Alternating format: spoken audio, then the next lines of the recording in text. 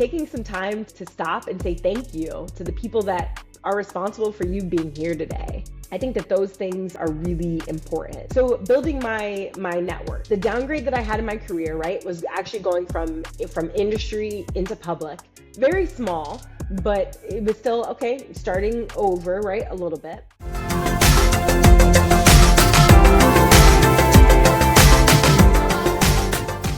This video is proudly sponsored by Chapman University's Archibald College of Business and Economics, located in beautiful sunny Southern California. Are you thinking about pursuing a master's in accounting? Chapman's MSA program is tailored for ambitious professionals like you. With intimate class size and a collaborative atmosphere, you will receive personalized attention from world-class faculty who bring extensive industry expertise to the classroom. Enhance your accounting skills, fulfill CPA license requirements, and elevate your career with Chapman's flexible MSA program. Discover more and apply today at chapman.edu/MSA. You mentioned about you were planning to be on the sailboat for years, and you stopped working about mid-2019. So now, my question for you is that how do you handle the financial in those years if you're not working? Yeah, that's a good question. So we were planning to kind of just take a year off, right? We had enough money to live off of savings. And so the plan was going to do that. And then we would maybe either pick up odd jobs, or I considered doing like gig working, right? So like finding different opportunities as an accountant and as a CPA, and just picking up different gigs. I did a little bit of gig work early pandemic before I actually came back to Crowe. Doing something completely different for a career. But it was an interesting foray. And I think if people have, right, like the mindset to kind of wake up, work for themselves, and like can be very project oriented and deadline driven, it's definitely something that could work well for a person. But yes, just saving money and having a plan was also really important for us. I feel like you were so brave. You and your husband both were so brave to do so. I don't think my husband and I could do that. Like, we couldn't even take like a month off to do something that we like, not talking about a year off at least. And so I was like, wow, that's so cool. And you also mentioned about building a really strong relationship in your career. And I think this is very important for a lot of young professions in accounting, that we need to build relationship. This career is not just about math. It's not just about getting the job done, but it's about people. It's about relationship. So can you share with me how you build your relationship and how you maintain that relationship to make it become a very strong one for the long term? Yeah, so building, maintaining, honestly, it's something you got to work at, right? Like you've got to be intentional. I think a lot of my success in building relationships and just having really deep and meaningful connection with people was through being curious, right? And just like getting to know different people, being vulnerable as well, I think has really helped me in my personal development with other people.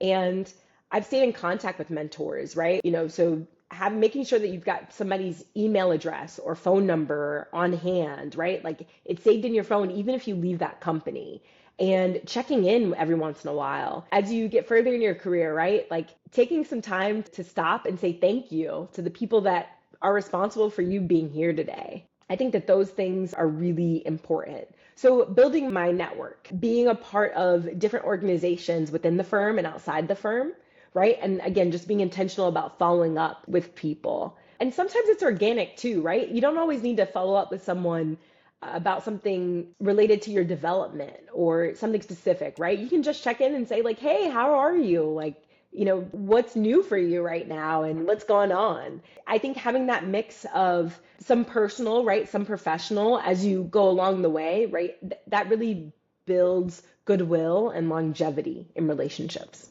So you mentioned a good point, checking with everyone in a while. So how often do you check in with people that you have known for a long time, and how long the conversation normally last during that quick check-in call?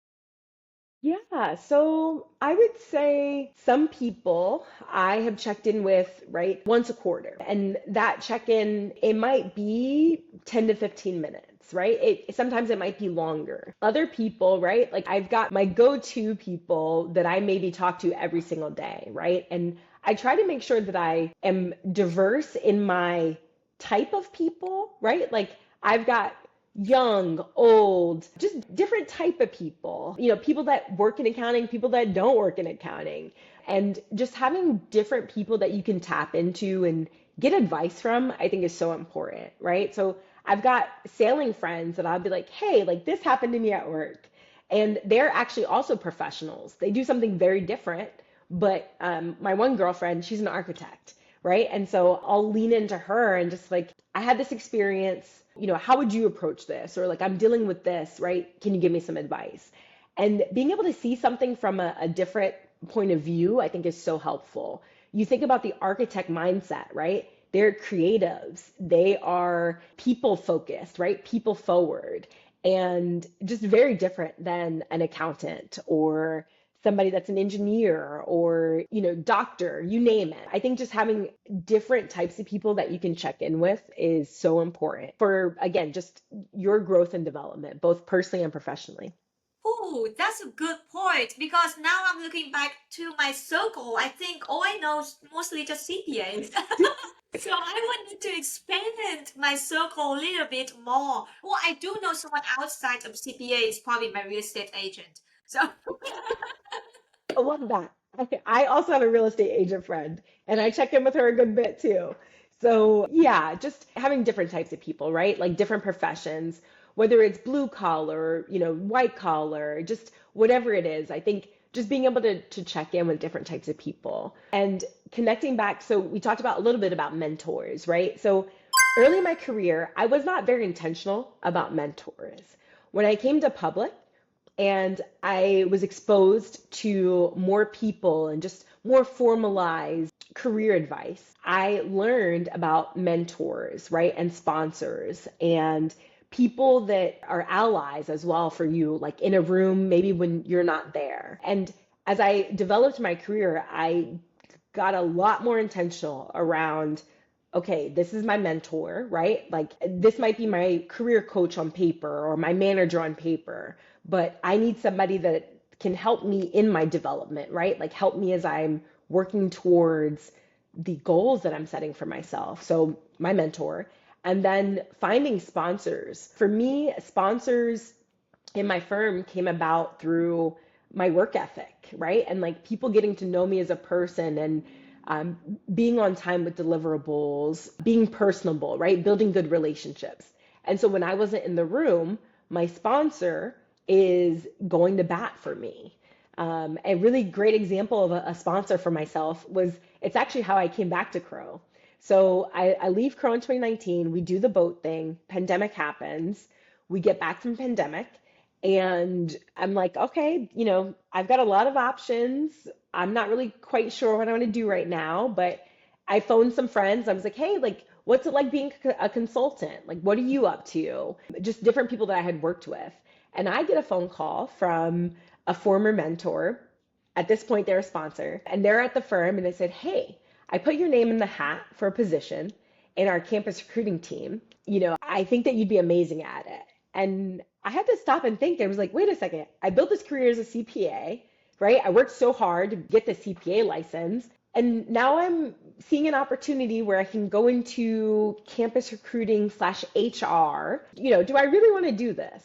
But what I loved was this person, right? Like I'm nowhere around and this person thought of me. They're putting my name in the hat, right? They're advocating for me. And that was inspiring just from the perspective of, wow, when I was in front of this person and working with this person, right? Like the impact that I had, that's amazing. And I said, you know what?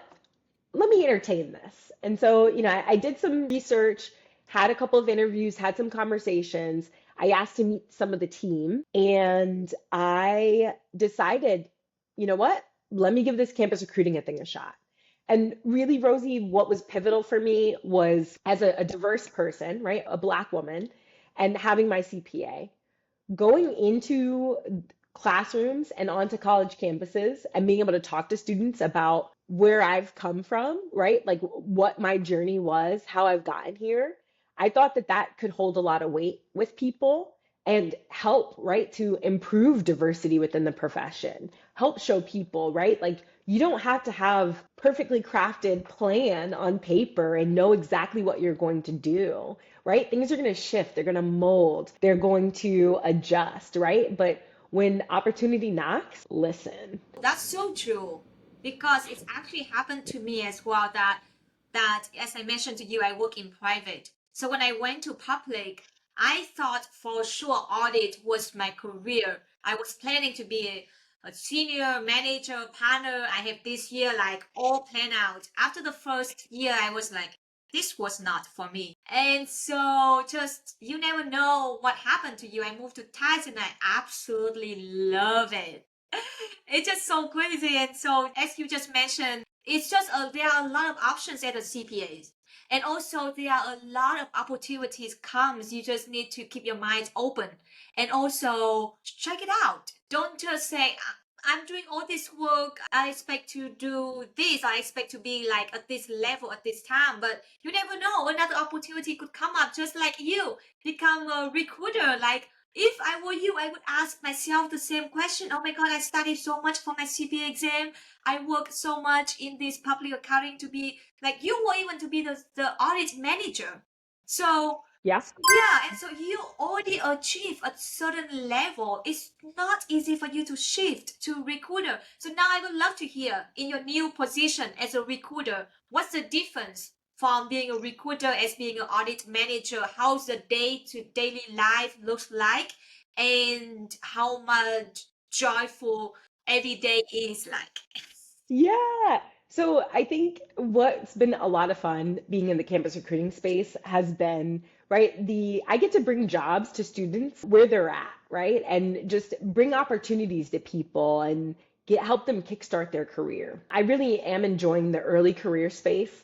I'm not sure that I would want to do experienced recruiting necessarily, but early career is so much fun, right? Like the joy that they have with their first internship, or maybe it's their first job, right out of college. It's pretty awesome.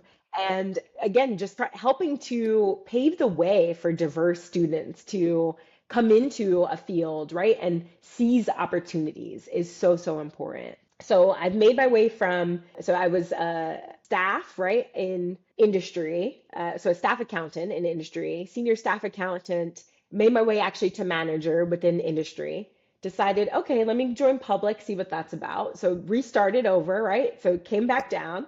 Now I'm a staff in public, make my way to senior staff in public, manager in public. That's when I leave.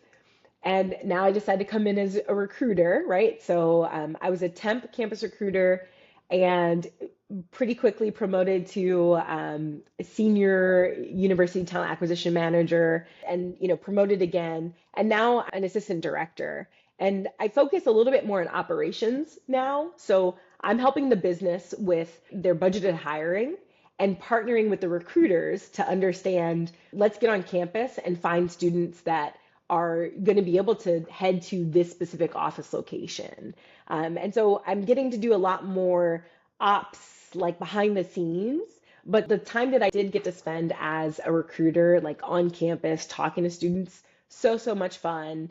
It's draining, right? But I would call myself an ambivert, right? Like I'm mostly extroverted, but after a day on campus, you're just like, okay, I need to recharge and like just be by myself. But I think the access that I've had to just bring joy, right, to people and just help them kickstart to their careers. I had no idea where my career was going to end up over the last 14 years, but it's been a fun ride. And I think it all hinges on, right, like that decision way back when to go become an accountant, and then the decision to get my CPA license and keep up my CPA. I will add that, like I'm still an active CPA and my firm pays for my license. I do my CPE. Definitely not going to let that go. And at some point, right, I'm going to get back into accounting and like do accounting work. But I've had so many doors and so many opportunities opened because of the decisions that I made.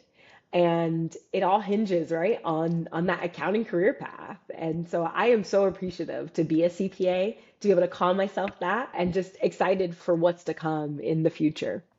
Yeah, I think I enjoy a lot seeing like interns start working at the firm. They like so eager to learn, but they like so fresh.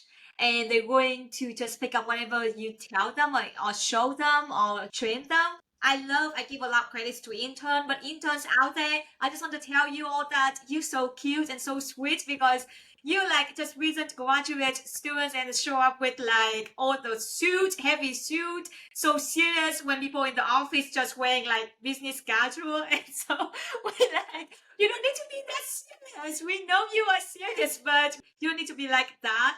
And then they're always so like, yes, I will do this, I will do that. Like I just feel like they such like so they're so green in the profession that you can just teach them anything, show them anything, they will just absorb all of that. That's what I see the beauty of internships that I feel they are. I love interns. I love A1s. They're just so fresh and they are just a white paper that you can just teach them anything right after Yes. college. Yes, yeah. I didn't get to do an internship in my college career path. I was taking course overload, and again, I graduated in 3 years, and so there really wasn't time for me to be able to do an internship. And so I felt a little bit of a disservice, right? Because I didn't get to have that peek behind the curtain of public accounting. But what I tell students is 100%, if you can intern, do it, right? Go find an internship, industry, public, wherever it is. Do an internship so that you can try before you buy. It's so important. And, looking back, I kind of wish I had the opportunity to do an internship, but I think at the same time, right? Like the trajectory that I've seen and the experiences that I've had, they've paved the way for me in a different way. So internships are so important though, and it is one of the fun parts of being a recruiter. Again, being able to bring an intern along the way, right, and just see how excited they are about starting their career and just becoming right a professional.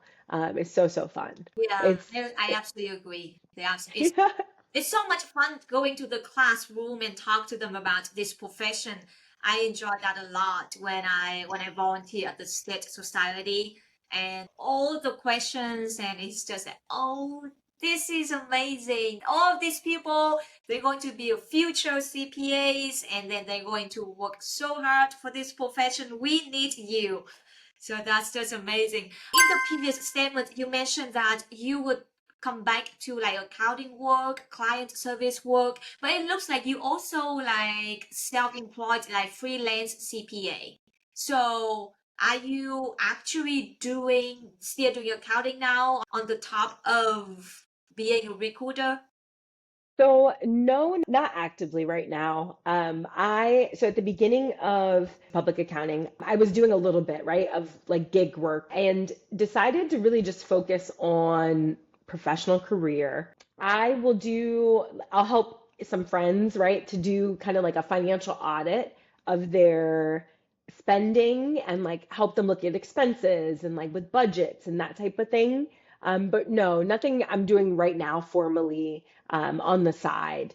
I think that for a while, right, my return to public, I was like, all right, let me focus on what I have going on right in front of me, right, and just like learning the ropes and just getting through different things. But the plan eventually would be I'm considering doing some volunteering for not-for-profits and kind of just get my accounting fun that way by being able to volunteer and help in an accounting capacity. Gotcha. So you are thinking about like board of member at a nonprofit organization, something like that? Potentially, or definitely also opportunities, right? Where like you can do volunteer match and people are looking for help to kind of just get their accounting organized, or they're not for profit, might be getting ready to go through an audit, right? And so like they need somebody that's can help their staff accountant, right? Like get things situated. Not anything official, But right now, I think some type of volunteer opportunity is what I'm looking forward to. So when you transit your career from being an audit manager to campus recruiter, like now as assistant director, did you experience a pay cut because the position in audit manager, I would imagine, is way more stressful, so it will way higher demand job, so the pay will be higher than recruiting. Is that true, or correct me if I'm wrong? So I did not experience a downgrade. So the downgrade that I had in my career, right, was actually going from industry into public, very small, but it was still okay, starting over, right, a little bit. So when I left the firm, came back, I was actually brought in at very similar to what I was making as an audit manager and have increased my salary. And so I think a lot of that is having my CPA credentials, even though I'm not actively performing as a CPA, like at the moment in time, right? There's still weight and recognition towards being a CPA. Another benefit. Yes, there are benefits because that would be another concern that when you shift your career like that, you may have to face with a financial issue, but it did not happen to you. So that's a bonus, right there. Yes, 100%.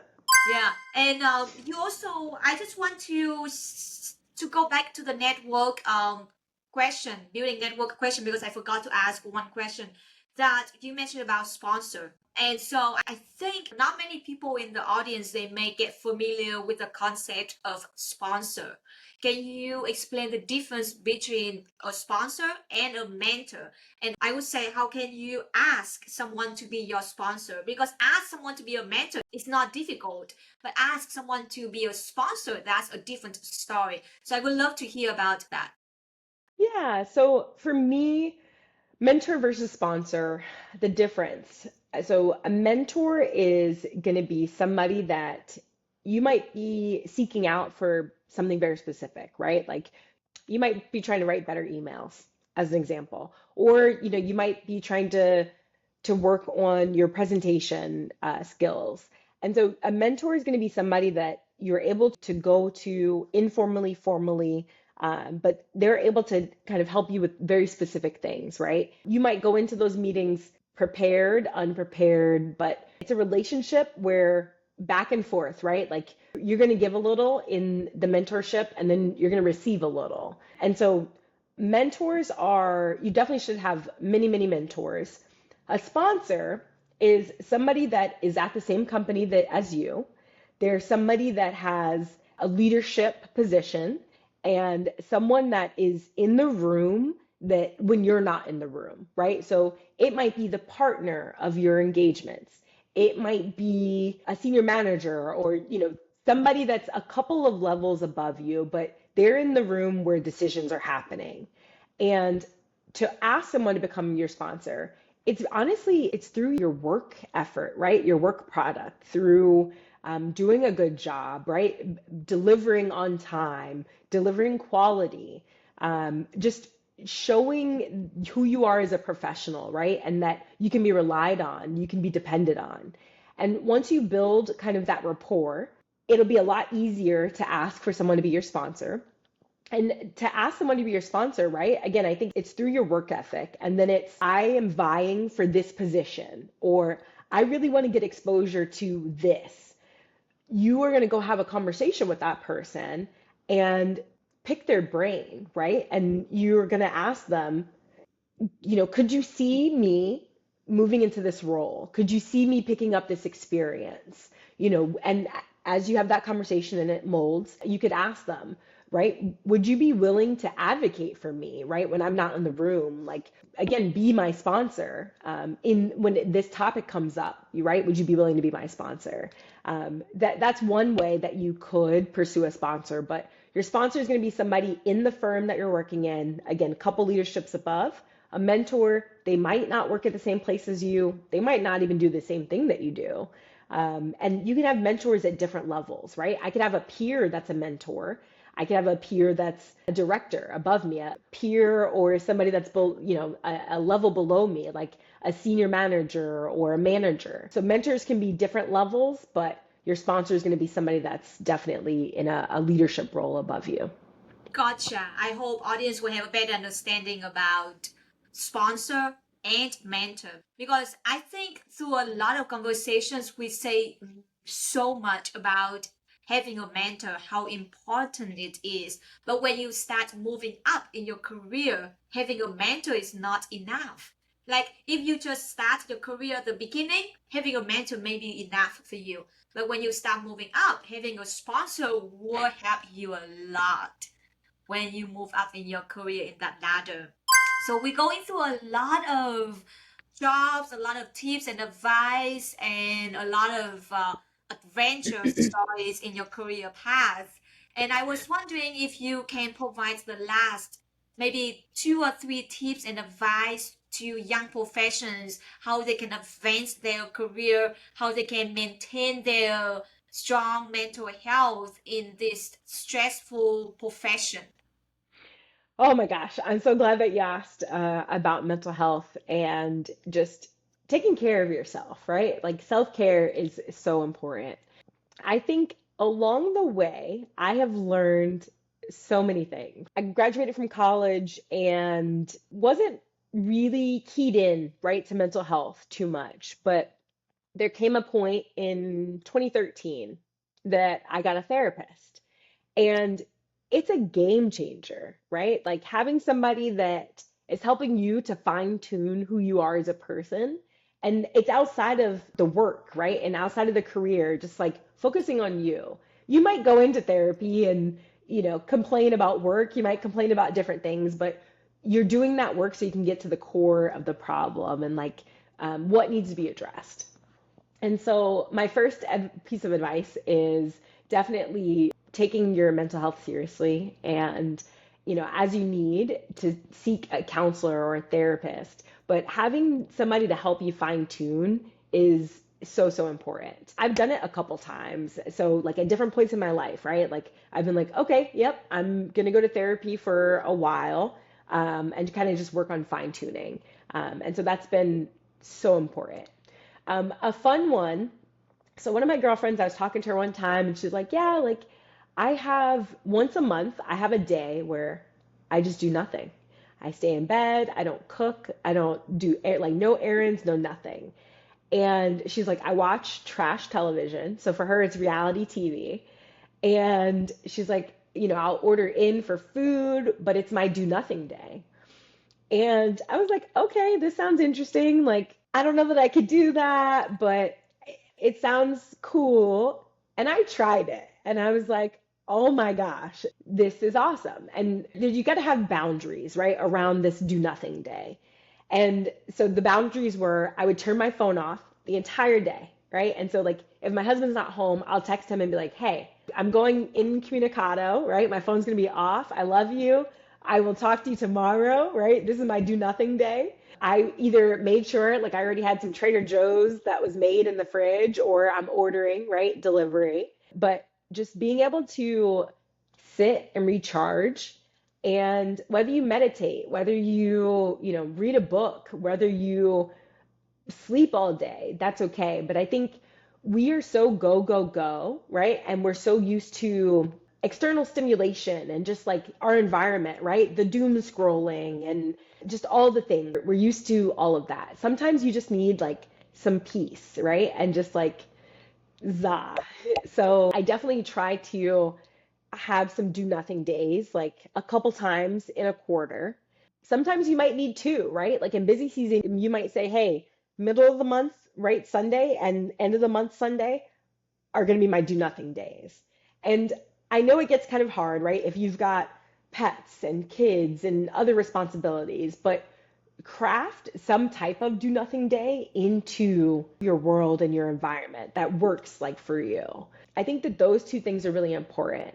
And I think my last piece of advice, honestly, is really just have fun. A lot of people don't know about me. My hobby is music festivals. I go to a lot of music festivals. I love it, right? Like it's what gets me through the year. Have fun, right? Like life can't all be work, right? You've got to play as well. And so find that thing for you, right? What is your niche? and just lean into that. And so, yeah, for me, music festivals are like my happy place and what I really look forward to doing throughout the year. Wow, I like do nothing day. That's pretty cool. It's not easy though. As you mentioned, when you have more responsibilities, it's not easy to have like do nothing day. Maybe you can have a do nothing hour, do nothing 2 hours. For 2 hours, for 3 hours, it's probably even better than nothing. Yeah, and I would say just be intentional, right? So like you might not be able to take a whole 24 hours, but you could take, 4 to 6 hours. And in that time, right, define it to where, hey, I'm gonna go and I'm just gonna hang out, right? Like without any interruptions or distractions. And it's gonna be okay, right? Like other people can have your time any other point. But this 4 to 6 hours is gonna be for you. And so just being intentional about that, wherever you find it, I think is so, so important. Another thing I do at work, I have the focus time, right, in Outlook.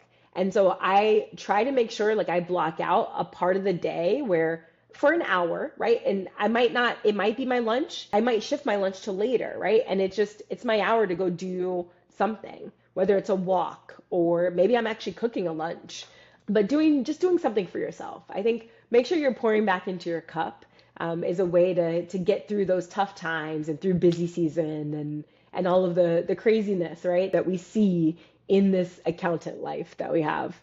Yeah, I absolutely agree with you. It's funny when you mention about create like do not disturb or like block your calendar, like focus time in your calendar. So just be mindful when you set that up in your calendar because I have a funny story about this. I have my calendar like, oh, let me just block this for focus time, block this for focus time. People still book meeting, still book meetings in those focus time. And I was like, this is not working. I need to do something else. And then maybe I put too many focus time. Then maybe I need to put less because my schedule is pretty full all Hmm. day. If I don't put focus time, I cannot get the job done. And so that's very tough that you need to be mindful, set your focus time, that it is reasonable and is achievable as well. You cannot just put focus time all day because people will need to set up meetings to you with you and you need to attend those meetings. So that's something I learned that I was I just put focus time this time and that time.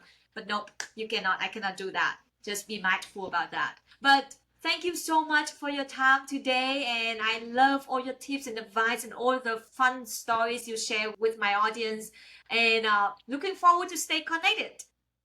Yes, thank you so much, Rosie. I appreciate you, just your energy, your reaching out, and I'm super excited, right, for us to continue to build a relationship. Thank you so much, Jasmine. You have a wonderful holiday season. You too, Rosie. Thank you, Eva.